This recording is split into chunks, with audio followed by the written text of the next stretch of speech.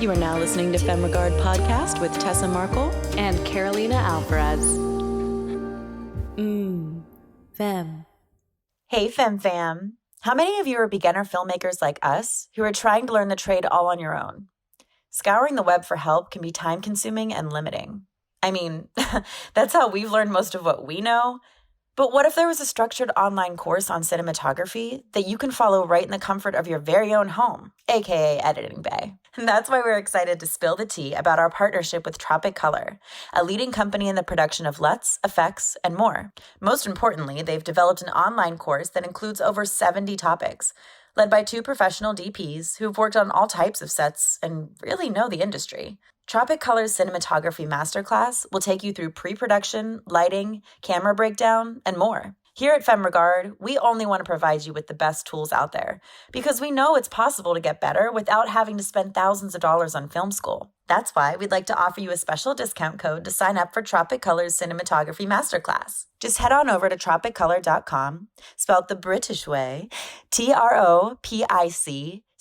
TROPICCOLOUR, and use our code FEMME10, that's all caps, FEMME10, when you're checking out, and boom, all this knowledge at an already great price for an extra 10% off. Get it, fam? Hello again, Femme Fam. I'm pouring some tea while I introduce our guest today. So we have another lovely Instagram find. Yes. Yes, Instagram. Rachel Leyco today is here with us. She's an actor and filmmaker. She's been on shows like NBC's Chicago Fire, BET's Games People Play, and Netflix's Atypical. So awesome. Like, congratulations on all of that. Yeah. Wow, you did your research. A little bit, you know. All the stockage, IMDb, found you Everything. Oh, everything. man. I'm scared of what you found. I mean, it's like when you go on a date with someone, right? Like you stalk their social totally. media. So. Yeah. Like ever since you came out on Netflix, I have a whole new perspective to like stalking people and guys who don't have Instagram. Like, Yeah. sketch, Yeah, right? Like, who are you? Why do you only have one What friend? century are you from? You came up because I think we've started to build a really awesome network of filmmakers on the gram that are also female driven. Dope. Love that. Yeah, and you came up on one of my searches, and I always like start to follow people for a while and get a vibe from them, and like loved your stuff. And I loved what attracted me the most to have you on the show too is that you come from an acting background like me and Tessa, Yeah. and then came into filmmaking. So we were just, Yeah. yeah. That's the journey. It's been a journey. Yeah. Well, I want to hear all about the journey, but I'm going to just share what the tea is real quick, get that out of the way. Oh yeah, Whole Food runs What's last the tea night. today? What's up? What's the So tea yeah, for Carolina today? found this at Whole Foods, and we all agreed we wanted the most caffeine possible. So this is Allegro tea from Allegro Coffee Company, and it is the Estate Ceylon. I don't know if that's how you say it, but it's a black tea. The Ceylon is a yellow flower that grows in the tropics. Keep going. Tell me more. Some Asian country. Tell us the history. Okay. And yes, it's a How do you know all this? yellow. I was reading the box. Oh, okay. You know, I'm that girl who was like, "What's this?" And it's organic. Oh my god! And then I settled because it said noir and had caffeine, and it said, yeah, it's like a noir tea, whatever. I like Femme it. noir. Hashtag femme noir. Yay! Lovely choice. Thank you. Cheers. Cheers. Cheers. A long distance Yes. cheers, you guys over here. Thanks, babe. It's a good one. Mhm. Ooh. Ooh. Ooh. It's like Yeah. very calming. And Mhm. I smooth. like it, and smooth. Yeah, feel free to honey if you want some. But honey, tell us what got you Nice segue. going. Thank you. I'm here for it. What started? What came first, the acting or the filmmaking? The acting for sure. I've been doing musical theater and just regular theater since like middle school. Yeah. I kind of like fell into it because in middle school where you have to like choose your electives and stuff, and I was like going down the list and I'm like, well, I'm not good at sports. I don't do any of that. I can't really like I'm an okay singer, but like I wasn't good enough to be in choir and stuff. And I just went down the list. I'm like, I'm not good at any of these things. I'm like, okay, there's art and drama. That was all that was left. I was like, I'll try it out. Yeah. And then like I took drama and I like fell in love with it. And I just like every single year took drama, took theater, and it's kind of been like, just from there on, I just like I couldn't stop. Like it was an addiction. And then I was really obsessed with just like films and TV too. And I knew like someday I wanted to be on like on screen and try screen acting.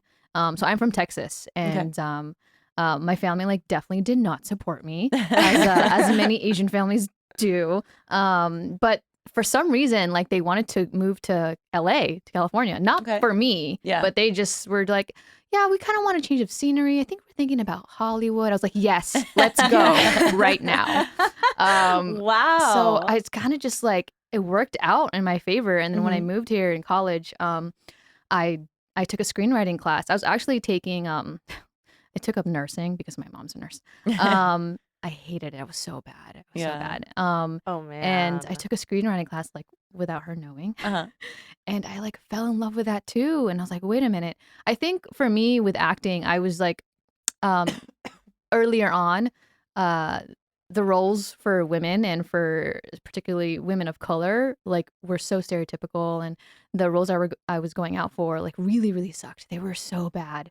So one-dimensional, so flat, like they were, basic stereotypes. Oh, for, yeah. Like the best friend or the hot exotic Asian woman and stuff like that. And I'm just like, these are just not the two. Yeah. And I was like, these are not the roles I want to be going out for. Like, this is not fun. Yeah. This is not why I want to do this. I want to tell really authentic, awesome stories with, badass women. And so when I took screenwriting, I was like, whoa, I can like create my own characters and create my own roles and create my own stories. And it just opened up a whole new world for me. Yeah. And then, it was at that time where I think like Mindy Kaling was like really blowing up, and Issa Rae, and I was like, whoa, they're like doing everything. That's so cool. Like they're just creating things. Yeah. Right, because they were writing and coming up with all this stuff on their Writing, own. directing, like acting, all of it. And I was like, that sounds fun. I kind of want to do that. So then I enrolled in a film school.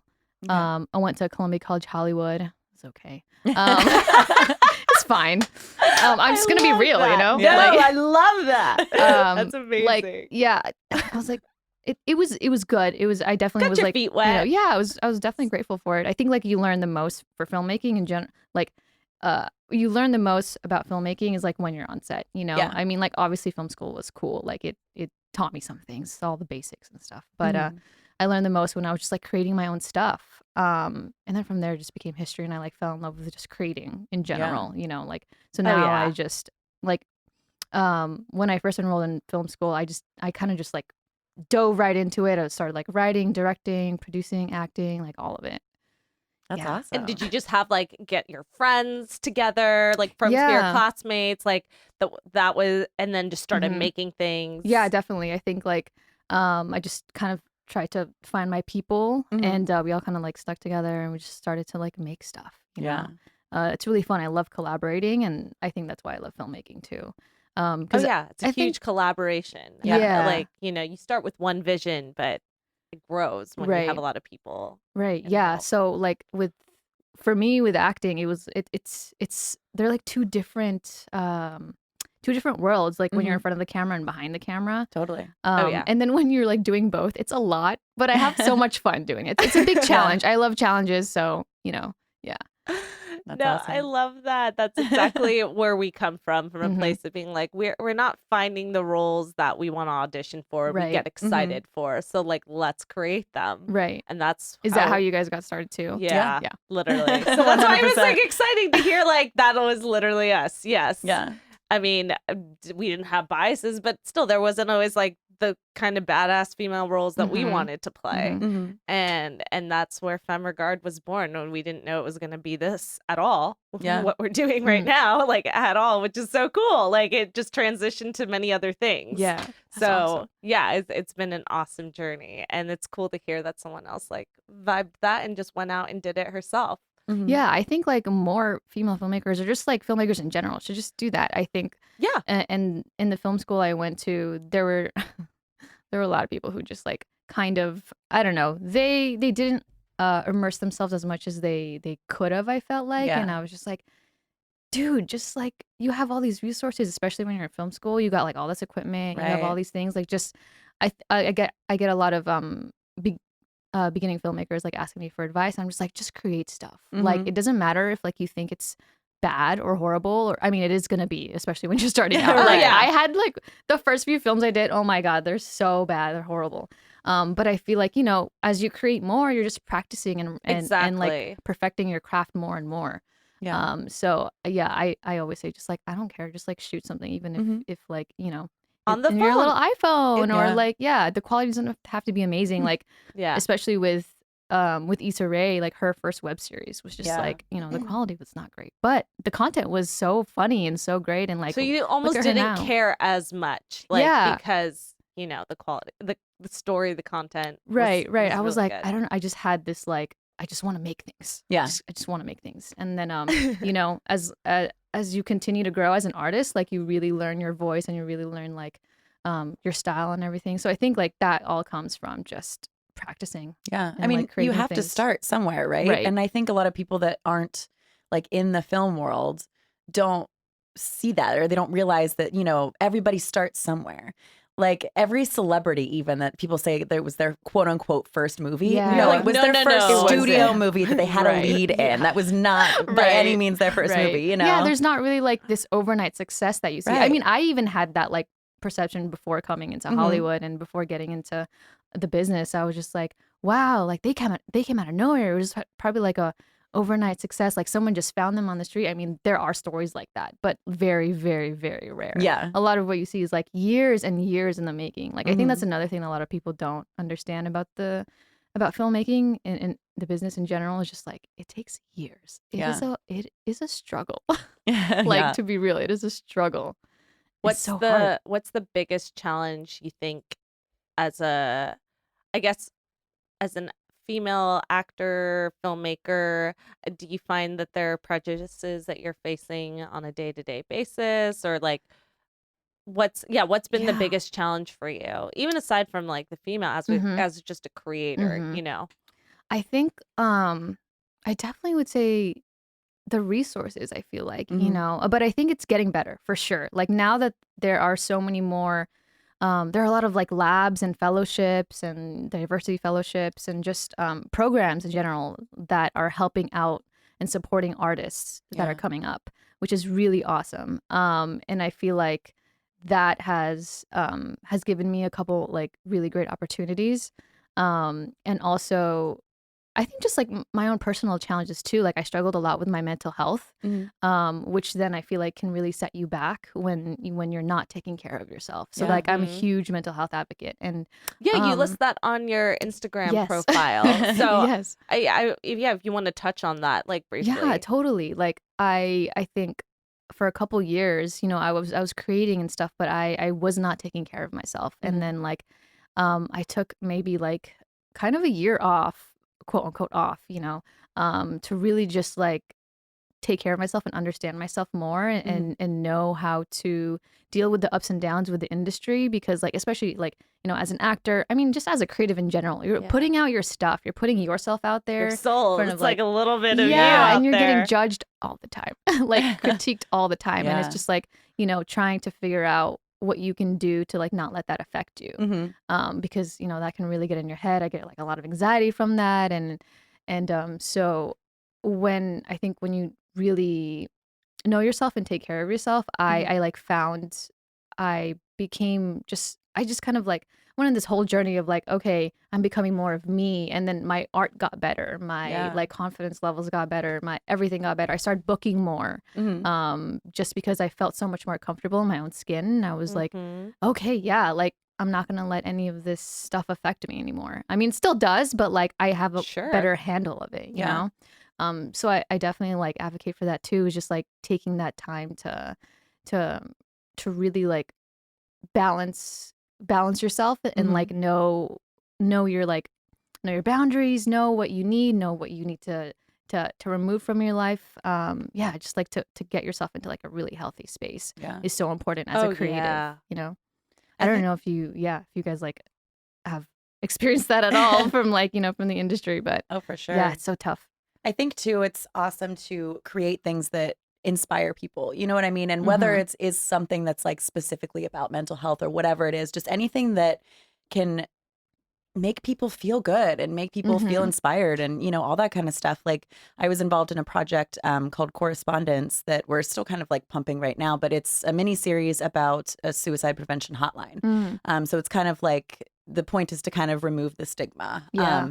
And we've had people respond like that they decided to actually call the hotline and they've always been afraid to, and this like made them feel like it was okay. That's awesome. So yeah, it's just, it's really cool to inspire people as a creative. Yeah, see, that's the thing is like, you know, we're doing this because of storytelling, and stories are so powerful, you know, whether it's fiction or not. Like that's for me, I think is I always say this is I feel like stories are the gateway to change, you know, because it like totally is, even if it's like you change one person's like perspective of something, or like just at least letting someone know that they're not alone, or that, you know, they're also going through what you're going through is like, you know, what I've been through as well. And in like, even in these little ways.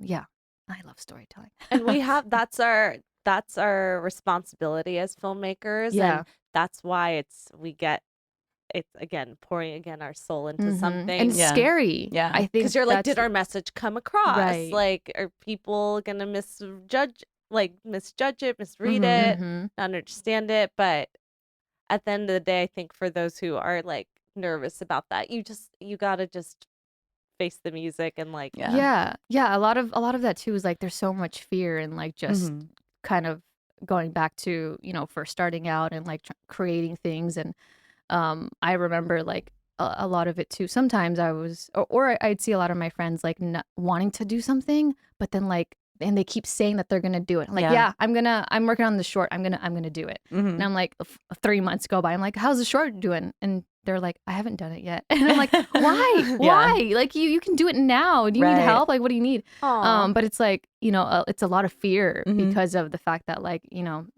the fear of not being good enough, the fear of like it failing, and it's it's a really hard obstacle to.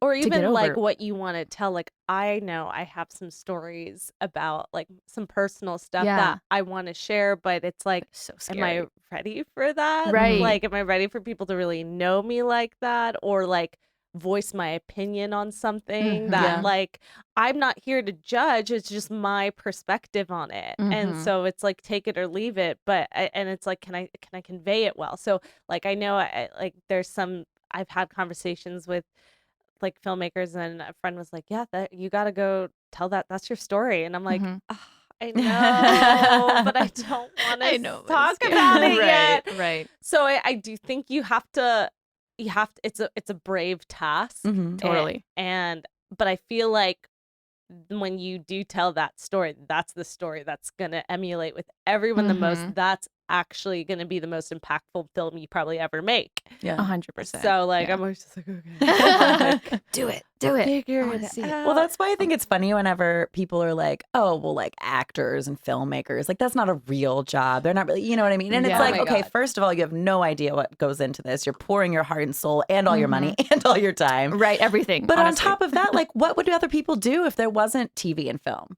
You know what I mean? Like, if people stop and think about what would we do if there wasn't entertainment in this world? Like, okay, I think the actors and the filmmakers are pretty fucking important. You know what I mean? Right. Like, what would the world be like without art? You know? Exactly. So boring. Exactly. So sad. And our society, like our principles are based on stories. I mean, that's just how the world was almost created. Yeah, 100%. Like it was from storytelling. So if anyone has, that's the power behind that. You can't argue against that. Yeah, that's just how things were done and made. Yeah. Stories are powerful. Absolutely. So tell us a little bit about like what just keeps you going, like what inspires you day to day, whether it is like specific films or just some person in your life, or just what is it that really keeps you going?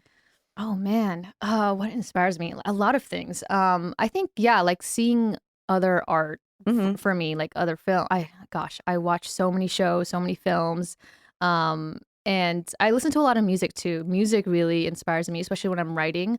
I've been doing a lot of writing recently. Working on a feature film right now, and then like some TV pilots, and when I listen to specific music, sometimes I'll just think of like a specific story or a character or situation or a world even, and that'll really inspire me. But I also really look up to a lot of like other female filmmakers, and like when I see what they're doing, I'm just like, oh my gosh, like that's amazing, and Yeah. it like really fuels my fire, because I'm like, okay, if you can do that, I for sure know I can too, and a lot of other women and filmmakers in general can as well.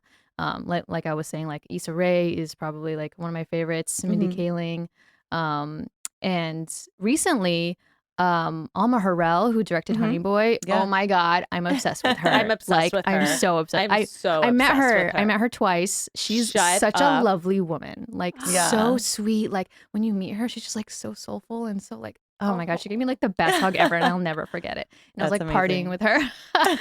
I love what she's doing with Free the Work, which is Yes. an amazing platform for filmmakers, emerging filmmakers. So Yeah. anyone out there, go sign up for Free the Work and check Absolutely. that out. Like I forget how we found out about it. Maybe it was like in a panel or something, but we had used the website actually to find guests for the podcast. Oh, awesome. And like it kept progressing that I was listening to a podcast and was like, oh my God, this lady that created Free the Work, like, oh, we should have her on the podcast. Carolina's like, you do know who that is, right? Like she might not be available.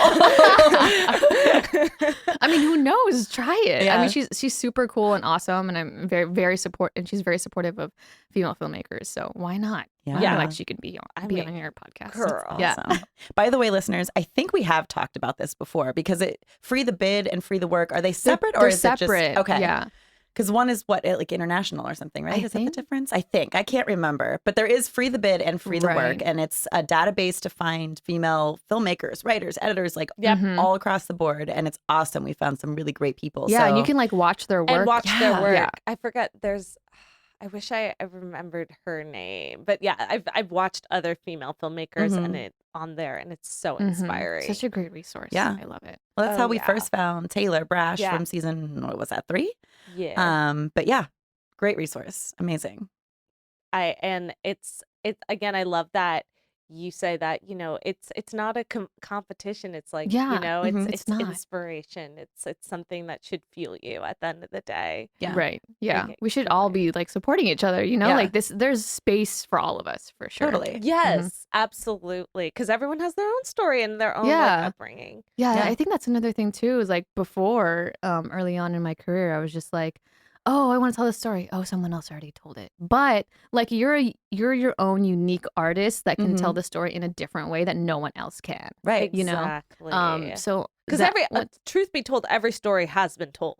yes, Like In some way. in so some there's always way. another way to tell it. right. Like, I Shed mean, like a new perspective on it, like your perspective, which Yeah. is different. Yeah. and I'm talking about tropes because yes, there's still some things I think we can break grounds on and Totally. really highlight. I'm not trying to say that, but like the general, like all the tropes that Mhm. are there, like they've been told. Like, Mhm. and so you can put your own flair on it. Right. Yeah. Mhm. Your own little spin. Your own little, Exactly. your own little spin. We're gonna let her take her sip of tea. I always feel bad because we We make our guests talk and they don't have time to then- drink. And then I'm over here like sipping and coughing because I choked on it. And, Yeah, exactly. And just so too, like as a writer, like, and our last guest said this too, music, I'm 100% with you. Like I've said this on the show, or it's gonna come out on this last season, that for me, like I'll create even playlists of like Yes, I do that all the time. like a mood Yes. playlist for the set, and then I'll Mhm. listen to it as I'm writing, and it's Same. so dope. I Like, love it. helps Every create single a tempo, a rhythm to your Mhm. writing, and like see it the gets world. it really gets you into that Yeah. space in the world. Yeah, I do that for like every film, every project. I do it. Yeah. No, I think it's super. Even for like important. acting too. yeah. Like Yeah. it helps bring you to Yeah, the get you character into the or that character. mood. Mhm. Yeah. And how has been your success with acting? It's like amazing that you've landed on all these platforms. Yeah, it's been so fun. I was like making a joke with one of my friends about like, yeah, I'm gonna be on every single network. Watch, I'm just like just going through the networks and all Right. the streamers and stuff. Yes, That's amazing. amazing. That is so amazing. I mean, like, how cool would that be? I'm just like, all right, what's the next one? New So network. cover all those bases first as actor, Hashtag and then get Quibi. all your films up there as a filmmaker. Right. Like, just knock it all off. But yes, Exactly. Quibi. Oh, God. Oh, that's yeah, You gotta Quibi. get on that, girl. Yeah, we'll wait for Is Quibi out? not yet. No, Okay. but March. well, actually, by the time this podcast episode releases, It will be out. probably will be. Check out Quibi. I'll Yeah. probably True. be on it soon, so Yeah, check Yeah. out Rachel Echo, guys. She's I also think like it's really important to just like manifest and Mhm. like that's one of the things that I feel like when you're manifesting and attracting, like that's really I don't know, it just like sets this like confidence in you too. Yeah. I'm still like, I don't know. I'm like, what is this manifest? Because I do believe, like, I manifest parking spots in LA Oh my every God, freaking yes. day. Like, I'm always That's a manifest. Here we superpower. go. I love It that. is. But like the rest of my life, like, I'm like, what am I doing wrong? Because I'm like, where's the money? Where's that? So what is it? What does manifesting mean to you? Like, what is it exactly? Are you visualizing things? Are you, what is it? Is it a meditation? For me, I think it's like I do a lot of because I'm a writer, so I'll just like write it all down. Mhm. And like what I think what's really important too is like try not to give like a timeline to it, because That's important. Because Yeah. because things just like things will happen, but also when you just like set your mind to something, I feel like that just like puts your brain and puts your whole body into just like Motion about Yeah. it. yeah, and then like things will just it'll happen. Totally. You just got to start that energy flowing, I think. Right. And it's different for everybody, I'm sure, Right. too. Oh yeah, everyone has their It's all own about that different way energy. of like meditating Mhm. or like their what fuels them to like drive Mhm. and Yeah. see things. So I'm still experimenting with what works for me, but definitely like I love writing goals down, and that's like I'm huge on Mhm. that. And I love that you said the time frame thing, because I think once you like really put a hard deadline, some things I think it's important to. Oh, totally. Like you should, Like that writing. script. Yeah. There we go. But then other things, it's just like if you do that, you're gonna drive yourself crazy. Yeah. And like what kind of Don't time? put too much pressure on yourself. Yeah. I've like that's yeah. one thing that I think is an obstacle in my life too, because I have like high standards for myself and Mhm. other people, and I'm like, chill. I'm like, okay, just relax Yeah. for a little bit.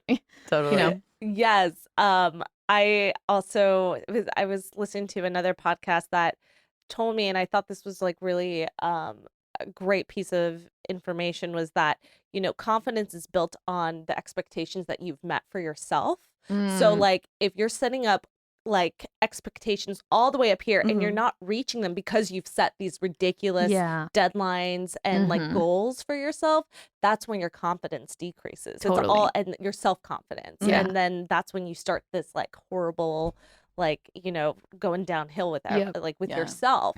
So like really think about, I think for listeners out there, that when you're trying to like, achieve goals and set that up for yourself, that you're making it realistic to Yes. you. Yeah.